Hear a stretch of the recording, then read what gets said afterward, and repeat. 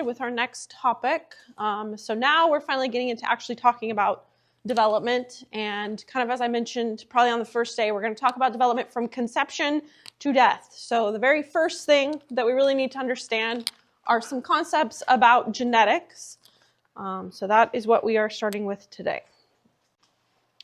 So a lot of this is just going to be understanding some really basic terminology in genetics that we will then use throughout a lot of the rest of the course. Anytime we talk about a certain trait being genetic or not, for example, we'll often come back to some of these terms and concepts.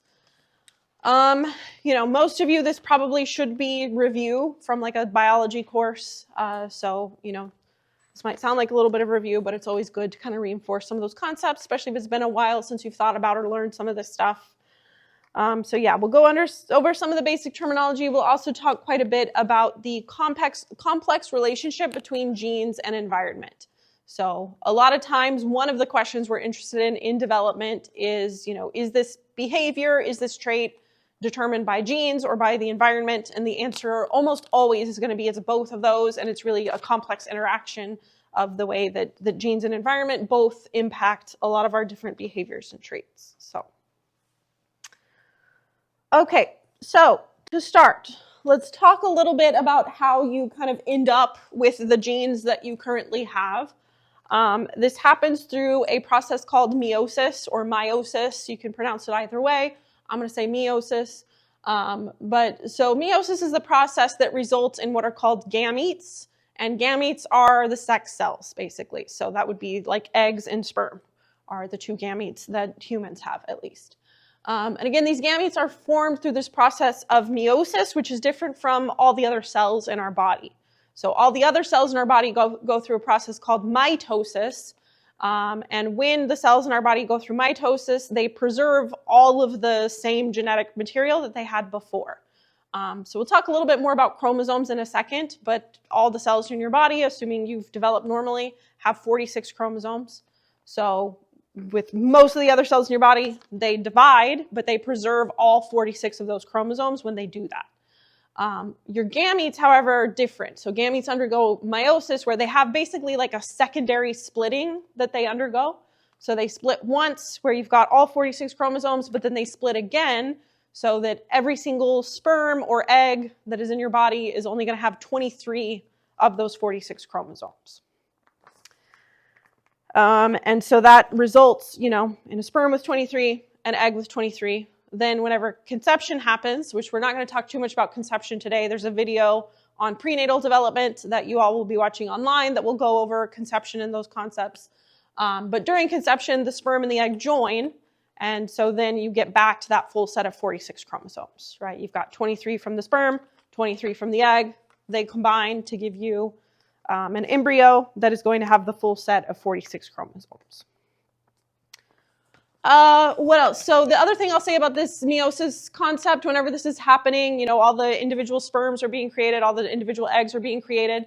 The 23 chromosomes that each of those cells is going to get is somewhat random. And so that means that every sperm and every egg is going to have a slightly different set or variation of sets of these chromosomes. That's why, siblings are typically not identical. You might have brothers or sisters that are very different from you because they got a different set of 23 chromosomes from your mom and dad compared to what you would have gotten. So that genetic variability is obviously super important, not just for humans, for all sexually created organisms, because it gives us the ability to adapt, to basically swap out genes for, another, so that we can we have more opportunity to adapt to the environment, essentially. Yes, thank you. More diversity. We're getting to 1 o'clock. I haven't ate anything today. I'm my stomach's growling, tired. It's time to go home and eat and take a nap. So my brain's not fully there. Okay, some other basic terms that I want to make sure we're all just kind of on the same page about, basically. So DNA stands for deoxyribonucleic acid. That is the polymer that gives the instructions to all of your cells, basically tell them what to do and how to operate and what proteins to make and all of that. I probably should have a picture of DNA here, but I'm sure all of you know what DNA looks like. This, sort of two-sided, twisted ladder kind of structure. Yes, yeah, exactly. So you know what I'm talking about. Genes are basically segments of DNA that code for a particular function. So if you should have one little tiny piece of DNA by itself, it's going to be pretty much useless. You need a pretty full sequence of lots of the different letters in the DNA in order to make a gene, and then that gene is usually going to have some sort of function or purpose in the body. When you have lots of genes then together in kind of a bundle, we call that a chromosome. So again, most humans, unless you have some sort of chromosomal deficiency, like Down syndrome or something like that, most humans are going to have 46 chromosomes that code for all the things that make up our entire body.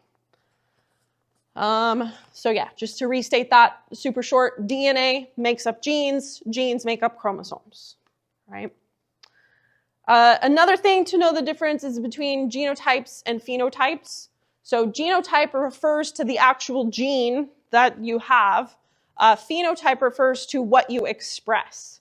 So oftentimes the phenotype, like the way that you appear or the behavior that you exhibit or whatever it is we're talking about, that's going to be driven by complex interaction of multiple genes usually. So even the things that we think of as being super genetic, things like your height or your eye color, right? We all probably learned in biology, like you would do the little, what are they called? The Punnett squares or whatever.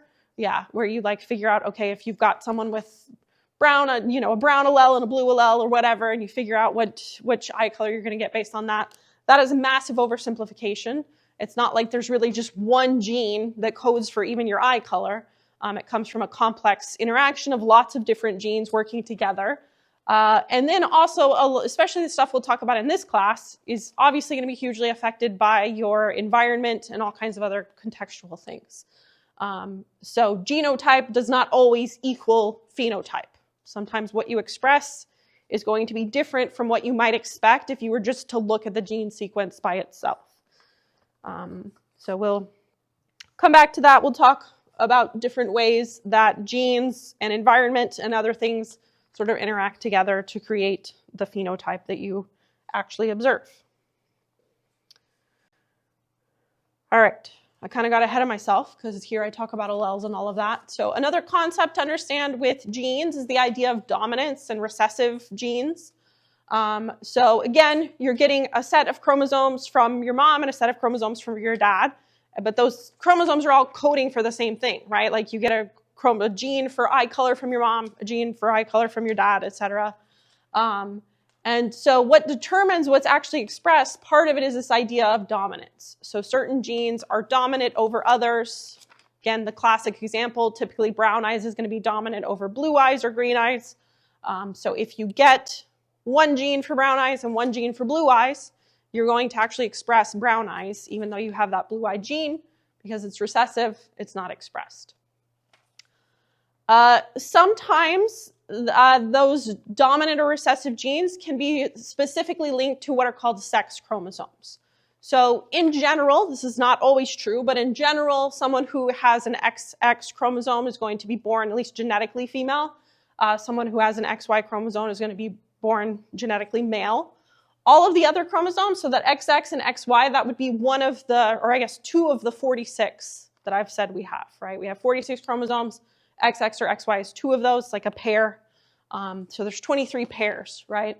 All the other 22 pairs are pretty much the same, right? Like same structure, same size or whatever. But the sex chromosomes are a little bit different. So if you're born with XX, those are fairly similar.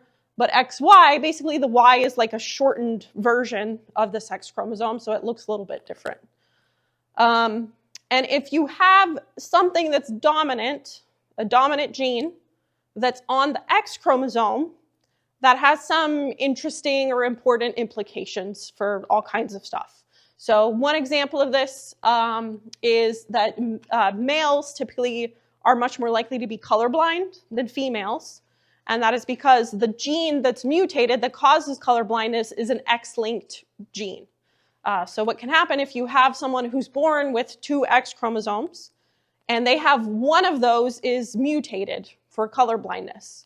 Well, they have this other X chromosome that can override that, right? So as long as one of these has the correct gene for color vision, then the person with XX chromosomes is going to have normal color vision, right? If you have someone, though, who has the XY chromosome, if their X is defective, then there's no other X chromosome to cancel that out, okay? So they only need to get one defective gene in order to result in them being colorblind, whereas the XX would have to get two defective genes to be colorblind. Does that all make sense? So because of that, I think colorblind is like I said, like 12% in males typically and like 1% in females. So we'll see other traits and things. Whenever I say something is X-linked, just think back to that concept. That means that typically it's going to be, you know, more common or less common in males or females, depending on exactly what we're talking about. Okay, so dominance is one of the things that affects phenotype.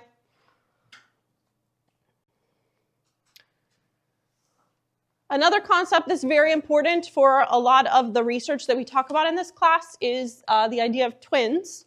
So typically when we're asking the question about whether something is genetic or driven by the environment, one of the best ways to answer that question is to do studies with twins.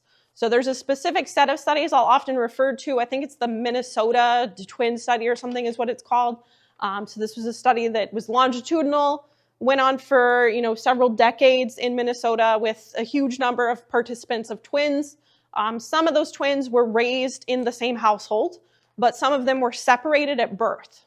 So that kind of creates this, it's not an experiment because the researchers didn't go in and separate them, but it's kind of almost like a pseudo experiment, right? It's like this natural experiment that was kind of set up where you have some twins who obviously since they're twins, they're going to have the same genes, but if they're separated at birth and raised in different environments, then we can kind of use that to look at how genes impact their behavior versus their environment impacting their behavior.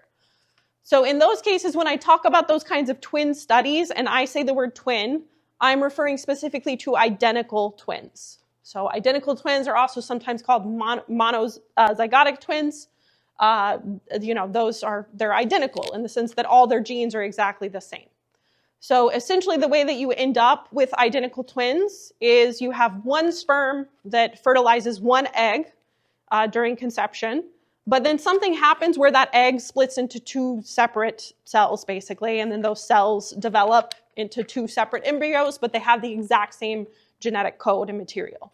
So that's how you get identical or monozygotic twins. That's different from fraternal or dizygotic twins.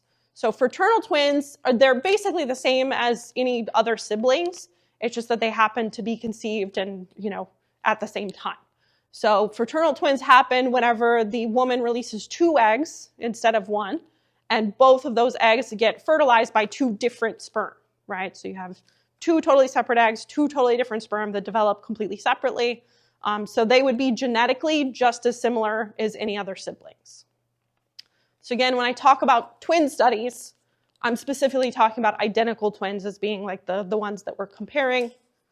I might occasionally refer to fraternal twins, but I will say that I'm talking about fraternal twins if that's what I'm talking about. So if I say twins, just assume that I mean identical.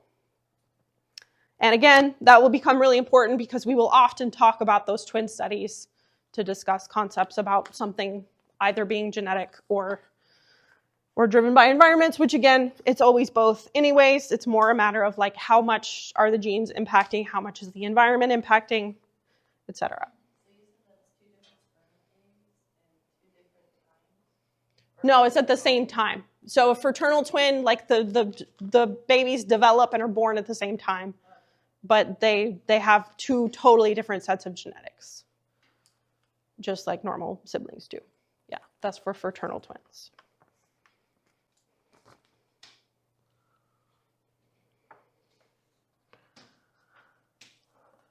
Okay, another concept to be aware of, especially when we're talking about this interaction between genes and environment, is the concept of epigenetics.